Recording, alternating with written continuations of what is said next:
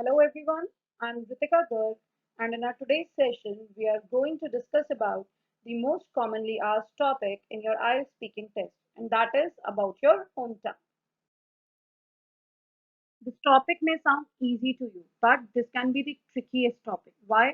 Because we already know a lot about our hometown that when we face the real test, we start juggling up in between the ideas and fail to address the right ideas at the right place. So, in this entire session, I'll provide you some ideas that will help you to draft your answers and to present these answers more effectively and confidently. Now, the most common question is describe your hometown. Examiner may ask you this, otherwise, examiner may also ask you about whether your hometown is a good place to live or not, else, if it is an interesting place or not, or sometimes specifically for children, whether it is interesting for children or not. Now, in all these different kinds of questions, we need to come up with different ideas. Usually, what happens when we get the very first question, describe your hometown, we omit out all the ideas that we have in our mind. And then what happens for the next coming questions? We fall short of ideas. So, for different kind of questions, different ideas, so that you can avoid repetition in your speaking test. Now, when it comes to describe your hometown, then you can talk about the infrastructure, including the advanced healthcare as well as education sector. In addition to this, you can also talk about the connectivity, which is the lifeline for any city.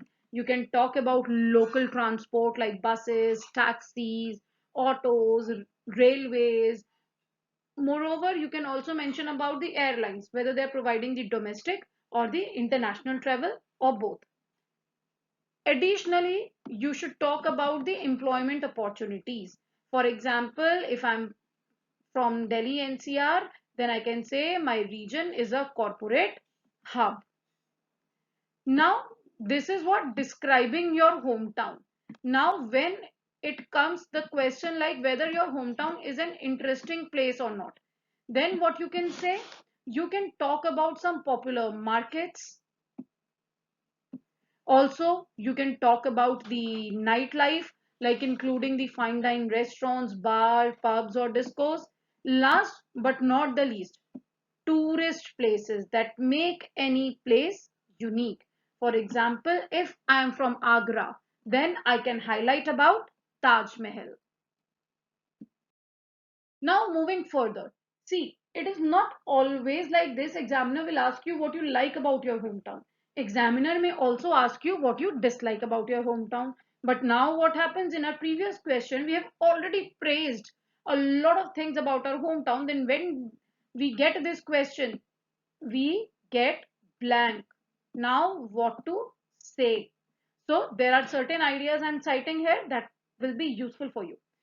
For example, you can talk about the pathetic condition of roads, like roads are having several potholes.